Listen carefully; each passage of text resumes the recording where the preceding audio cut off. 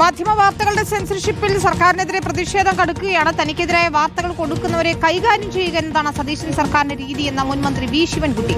ധാർഷ്ട്യവും അഹങ്കാരവുമാണ് വി ഡി സതീശനെന്ന് ശിവൻകുട്ടി വിമർശിച്ചു. കേരളത്തിൽ അപ്രഖ്യാപിത അടിയന്തരാവസ്ഥയാണെന്നാണ് CPIയുടെ വിമർശനം. മോദി രാജ്യത്ത് നടപ്പാക്കാൻ ആഗ്രഹിക്കുന്നത് വി ഡി സതീശൻ കേരളത്തിൽ നടപ്പാക്കാൻ ശ്രമിക്കുന്നു. ആരുടെ പരാതിയിലാണ് മാധ്യമങ്ങളുടെ വാർത്താ കാർഡുകൾ നീക്കം ചെയ്യുന്നതെന്ന് വ്യക്തമാക്കണമെന്ന് വി ശിവദാസൻ MP ആവശ്യപ്പെട്ടു. എല്ലാ കാര്യങ്ങളിലും ഒരു BJP ടച്ച് ഉണ്ട്. ഏത് വിവാദ വിഷയങ്ങൾ എടുത്തു നോക്കിയാലും BJP സഹായിക്കുന്നത് ഉള്ളതാണ് പ്രശ്നം. തനിക്കെതിരായി വരുന്ന വാർത്തകളും തനിക്കെതിരായി വാർത്ത കൊടുക്കുന്ന മാധ്യമങ്ങളെയും കൈകാര്യം ചെയ്യുക എന്നുള്ളതാണ് VD സതീശൻ്റെ ഒരു അജണ്ട എന്ന് BJPയും BJPയോടൊപ്പം ചേർന്ന് നിൽക്കുന്ന ആളുകളും അവരെ ചേർത്ത് നിർത്തിക്കൊണ്ട് സോഷ്യൽ മീഡിയയിൽ ഇടപെടുന്ന ആളുകൾക്കെതിരായി വലിയ ഒരു ഇടപെടലാണ് ഇപ്പോൾ നടന്നുകൊണ്ടിരിക്കുന്നത്. ജന്തർ മന്ദിറിലെ സമരത്തിന് ശേഷം സോഷ്യൽ മീഡിയയിലെ സർക്കാരിനെതിരായിട്ടുള്ള കേന്ദ്ര സർക്കാരിനെതിരായിട്ടുള്ള പല വാർത്തകളും ഡിലീറ്റ് ചെയ്തു. വിദ്യാർത്ഥികളുടെ അക്കൗണ്ടുകൾ പൊട്ടിച്ചു. SFI ഹരിയാന അക്കൗണ്ട്, SFIയുടെ ഡൽഹിയിലെ കുറേ അക്കൗണ്ടുകൾ ഒക്കെ ഇല്ലാതാക്കി. കേരളത്തിൽ പത്രമാധ്യമങ്ങളുടെ ഉൾപ്പെടെ അവരുടെ കാർഡുകൾ, അവരുടെ പോസ്റ്റുകൾ ഇതൊക്കെ ഡിലീറ്റ് ചെയ്യാണ്. മോദി PS രഞ്ജിത്താണ് ചേരുന്നത്. രഞ്ജിത്ത്, മോഡി VD ഇരുവർക്കുമെതിരായ പോസ്റ്റുകൾ അല്ലെങ്കിൽ വിമർശനങ്ങൾ ഉയർത്തുന്നത്, പ്രതിപക്ഷ നേതാവിന്റെ ഉൾപ്പെടെ കമന്റുകൾ, ഇതൊന്നും നൽകാൻ കഴിയാത്ത സ്ഥിതിയാണ്. 21 കാർഡുകളാണ് ഇതുവരെ നീക്കം ചെയ്തിരിക്കുന്നത്. അപ്പോഴും ഈ രീതിയിൽ ഉള്ള മറുപടിയാണ് മുഖ്യമന്ത്രിയുടെ ഭാഗത്തുനിന്ന് വരുന്നത്. ഏതായാലും പ്രതിഷേധം കടുക്കുക തന്നെയാണ്. അപ്രഖ്യാപിത അടിയന്തരാവസ്ഥ എന്ന് തന്നെ പ്രതിപക്ഷം വിമർശിക്കുകയും ചെയ്യുന്നു.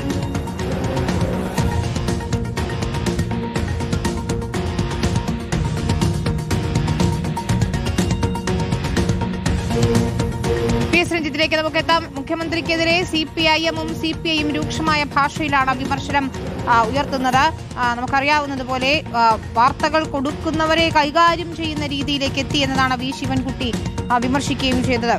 കഴിഞ്ഞ ദിവസങ്ങളിലായി 21 വാർത്താ കാർഡുകളാണ് നീക്കം ചെയ്തിരിക്കുന്നത്. VS രഞ്ജിത്ത്, റിപ്പോർട്ടറിന്റെ മാത്രമല്ല മറ്റു മാധ്യമ സ്ഥാപനങ്ങളുടെയും കാർഡുകൾ നീക്കം ചെയ്യപ്പെടുമ്പോൾ ഏതോ ഒരു വാർത്ത, അദ്ദേഹത്തെ പ്രശംസിച്ചുള്ള ഏതോ ഒരു വാർത്ത കൂട്ടത്തിൽ നീക്കം ചെയ്യപ്പെട്ടു എന്നുള്ള ന്യായീകരണമാണ് മുഖ്യമന്ത്രി ഉയർത്തുന്നത്. പക്ഷേ അതൊക്കെ ഇരുട്ടുകൊണ്ട് ഓട്ടയടക്കൽ എന്ന് മാത്രമേ നമുക്ക് പറയാൻ കഴിയുകയുള്ളൂ. അതാണ് പറഞ്ഞു വന്നത്. അതായത് കേരളത്തിൽ ഇതിനു മുൻപ് ഇതേപോലെ വാർത്തകൾ സെൻസർ ചെയ്യപ്പെട്ടത് അടിയന്തരാവസ്ഥ കാലത്താണ്. അടിയന്തരാവസ്ഥ കാലത്ത് മാധ്യമങ്ങളിൽ സർക്കാരിനെതിരെ വരുന്ന വാർത്തകൾ അത് എഡിറ്റ് ചെയ്യപ്പെടുകയും അത്തരം വാർത്തകൾ പ്രസിദ്ധീകരിക്കാൻ അനുവദിക്കാതിരിക്കുകയും ചെയ്തിരുന്നു എന്നുള്ളതാണ്. അതേ സമ്പ്രദായത്തിൽ ഇപ്പോൾ സർക്കാരിനെതിരെ വരുന്ന വാർത്തകൾ സെൻസർ ചെയ്യാൻ ഒരു വിഭാഗം ആളുകൾ ഇരുന്ന് അത് മെറ്റയ്ക്ക് മെയിൽ അയച്ച് അത് റദ്ദ് ചെയ്യുന്ന, ഡിലീറ്റ് ചെയ്യുന്ന ഒരു സംവിധാനത്തിലേക്ക് എത്തുമ്പോൾ സ്വാഭാവികമായിട്ടും അത് അടിയന്തരാവസ്ഥ കാലത്തെ ഓർമ്മപ്പെടുത്തുന്നതാണ്. നമുക്കറിയാം, ഒരു സർക്കാർ അത് ജനാധിപത്യ മര്യാദ അനുസരിച്ച്, ജനാധിപത്യ രീതി അനുസരിച്ച് അധികാരത്തിലെത്തുക എന്നത് മാത്രമല്ല ജനാധിപത്യം എന്നതുകൊണ്ട് അർത്ഥമാക്കുന്നത്. ജനാധിപത്യം എന്ന് പറയുന്നത് അഭിപ്രായം പറയാനുള്ള അവകാശമാണ്, അറിയാനും അറിയിക്കുവാനുമുള്ള അവകാശമാണ്. അത് മാധ്യമ സ്വാതന്ത്ര്യമാണ്. അത് ഏതെങ്കിലും ഒരു മാധ്യമ സ്ഥാപനത്തിന്റെ സ്വാതന്ത്ര്യമല്ല. ഈ നാട്ടിലെ മുഴുവൻ ജനങ്ങളുടെയും അറിയാനും അറിയിക്കാനുമുള്ള അവകാശമാണ് മാധ്യമ സ്വാതന്ത്ര്യം എന്ന് പറയുന്നത്. അതിനുമേൽ കടന്നു കയറുക എന്ന് പറയുന്നത് അത് അടിയന്തരാവസ്ഥ എന്നതിനേക്കാൾ അപ്പുറത്ത് ഒരു ഫാസിസ്റ്റ് സർക്കാരിന്റെ രീതിയാണ് എന്നുള്ളതാണ്. കേന്ദ്ര സർക്കാരിനെ ഇതേ രീതിയിൽ കുറ്റപ്പെടുത്തുകയാണ് ഇന്ത്യ സഖ്യം കേന്ദ്രത്തിൽ ചെയ്യുന്നത്. അതേ പണി ഇവിടെ കേരളത്തിൽ എടുക്കുമ്പോൾ നമ്മൾ ഈ UDF സർക്കാരിനെതിരെ ആ ആരോപണം ഉന്നയിക്കേണ്ടി വരുന്നു എന്നുള്ളതാണ്. അടിയന്തരാവസ്ഥ കാലത്ത് നമുക്കറിയാം, ശൂന്യമായ എഡിറ്റോറിയൽ പേജ് പ്രസിദ്ധീകരിച്ചുകൊണ്ട് പ്രതിഷേധിച്ച ഒരു ചരിത്രം കേരളത്തിനുണ്ട്, ഇന്ത്യക്കുണ്ട്. അതേ രീതിയിൽ വലിയ പ്രതിഷേധങ്ങൾ ഉയരേണ്ട ഒരു സാഹചര്യത്തിലേക്ക് പോവുകയാണ്.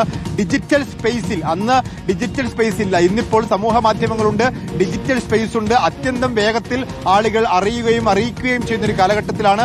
ആ അറിയുകയും അറിയിക്കുകയും ചെയ്യുന്ന രീതിയെ തടഞ്ഞു വെക്കുമ്പോൾ അറിയാനുള്ള അവകാശത്തെ ചോദ്യം ചെയ്യുന്നു, മാധ്യമ സ്വാതന്ത്ര്യത്തെ ചോദ്യം ചെയ്യുന്നു, അഭിപ്രായ സ്വാതന്ത്ര്യത്തെ ചോദ്യം ചെയ്യുന്നു. അത് ഒരു ഫാസിസ്റ്റ് ഭരണകൂടത്തിന്റെ രീതിയാണ് എന്നുള്ള രീതിയിലുള്ള വിമർശനങ്ങൾ വളരെ ശക്തമായ രീതിയിൽ ഉണ്ടാവുന്നു, ശക്തമായ പ്രതിഷേധങ്ങൾ ഉണ്ടാവുന്നു. പക്ഷേ ഇവിടെ ഒരു വ്യത്യാസമുള്ളത്, അന്ന് മാധ്യമ സ്വാതന്ത്ര്യങ്ങൾ ലംഘിക്കപ്പെട്ടപ്പോൾ എല്ലാ മാധ്യമങ്ങളും ഒരുമിച്ച് അതിനെ എതിർത്തിരുന്നു എങ്കിൽ ഇന്നിപ്പോൾ ചില മാധ്യമങ്ങളെ വളഞ്ഞിട്ട് ആക്രമിക്കാൻ മറ്റു മാധ്യമങ്ങൾ കൂട്ടുനിൽക്കുന്നുണ്ടോ എന്നൊരു ചോദ്യം നമുക്ക് ചോദിക്കേണ്ടിയിരിക്കുന്നു. അതാണ് ഏതായാലും മുഖ്യമന്ത്രിയുടെ പരിഹാസ രൂപേണയുള്ള ഉത്തരം സമൂഹ മധ്യത്തിലുണ്ട്.